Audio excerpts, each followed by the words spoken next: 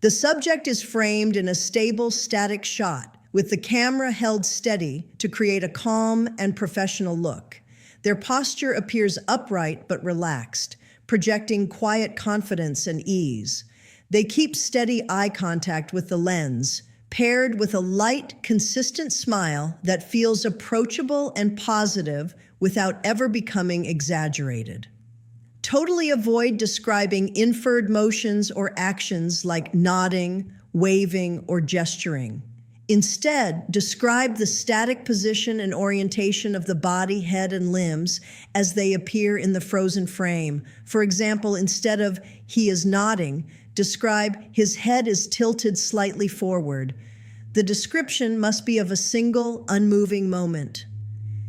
The overall performance is steady, polished, and versatile, designed to feel safe, approachable, and professional. Always lean towards conservative movement, especially with any type of head movement. They stepped out of the courtroom again, but this time the silence between them felt different. Not tense, not defensive, just settled. The man stopped near the hallway wall, pulling the folded judgment from his pocket and looking at it again. 1 month. He nodded to himself, like the number made sense now. The woman paused a few steps ahead, then turned back. "You understand it now?" she asked. He looked up. "Yeah," he said. "I should have handled it differently." She nodded once. "And I should have told you," she replied. No hesitation this time, no delay, just acknowledgement. A few seconds passed. "I didn't think it would get this far," he said. "Neither did I." They stood there, both holding the same realization from opposite sides, that neither of them had actually dealt with the situation when it first appeared. They had reacted, assumed, delayed, and it brought them here. "What are you going to do?" he asked. She adjusted the folder in her hands. "We're still trying to work something out with the bank," she said. "There's a chance we can stop it." He watched her carefully. "And if you can't?" She didn't avoid it. "Then the house goes." The words were simple, but now they were fully understood. He nodded slowly. "Then I need to be ready for that," he said. "Yes," she replied. "You do." Another pause. Then she added, "I'll tell you as soon as I know anything." That mattered, because earlier she hadn't told him anything at all. He noticed. "All right," he said. He looked down at the paper again. "I'll send the rent tonight." She gave a small nod. "I figured you would." There was no doubt in her voice now, no tension, just expectation. He slipped the paper back into his pocket. "I wasn't trying to take advantage," he said. "I know. And you weren't trying to hide it forever." "I wasn't." The exchange was simple, but it carried something important. Understanding, finally aligned on both sides. After a moment, she turned to leave, then stopped. "You know," she said, without turning back, "if you had just asked, I would have told you." He gave a faint nod. "I know." She continued walking. This time, she didn't look back. He stayed there for a second longer, then pushed himself off the wall and headed toward the exit. Outside, the air felt clearer than before. Not easier, but clearer. Because now there were no missing pieces, no hidden facts, no assumptions left unchecked. Just a situation that had to be handled as it was, not as either of them had first believed it to be. Inside, the judge had already moved on to the next case, another claim, another version of events, waiting for the same process. Listen, question, clarify, decide. Because every case starts with one side of the story, but it only makes sense when the part no one said at the beginning finally comes out. He stepped outside again, the courthouse doors closing behind him with a quiet finality. This time he didn't stop right away. He walked a few steps down, then slowed, pulling his phone out of his pocket almost automatically. He opened his banking app, hovered over the amount. 1 month. He stared at it for a second, then pressed send. No hesitation this time, no second guessing. The transaction confirmed. Done.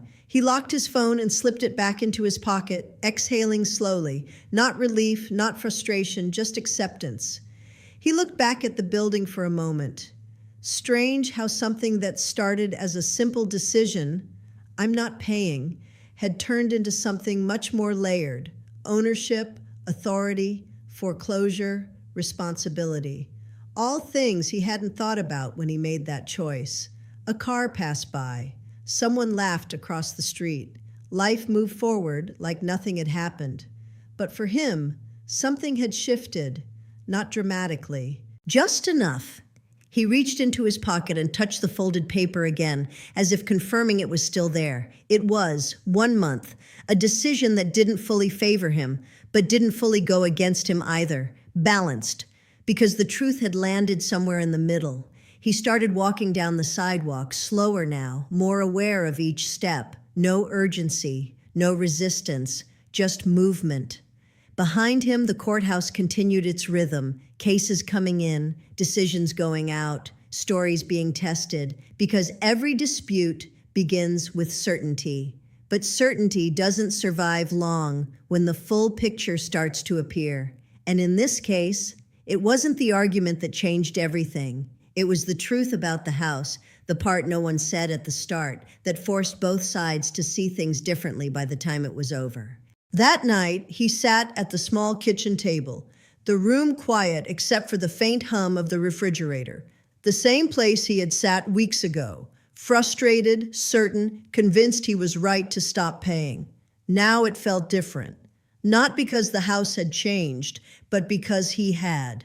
The phone lay on the table beside him. The payment was already done, no going back on that. Across from him, the chair sat empty. For a moment, he imagined what that first conversation could have looked like if he had asked instead of assumed, if she had explained instead of avoided. Maybe it wouldn't have ended here. Maybe it still would have, but it wouldn't have taken a courtroom to get there. He leaned back slightly, exhaling through his nose, then reached for his phone again, opened their message thread, read the last line she sent. "I'll keep you updated." He stared at it for a second, then typed, "If anything changes with the house, just let me know early." He paused, then added, "I'll start looking at other options too." He read it once, then sent it. A few seconds passed. The reply came, "That's probably a good idea." No emotion, no tension, just honesty. He set the phone back down. That line, "probably a good idea," said everything it needed to. This place wasn't guaranteed anymore. And now, for the first time, he wasn't pretending it was. He stood up and walked through the house slowly. The hallway, the living room, the door. Each space felt temporary now. Not in a bad way, just understood. He stopped at the front door, resting his hand lightly against it. A few weeks ago, he thought the problem was simple. She doesn't own the house. I shouldn't pay. Now it wasn't that simple anymore. She had authority. He had responsibility. And the truth had landed somewhere between them. He turned off the lights and headed back to the bedroom. No frustration, no anger, just clarity. Because sometimes the outcome isn't about winning or losing. It's about finally seeing the situation as it actually is, after all the missing pieces come into view.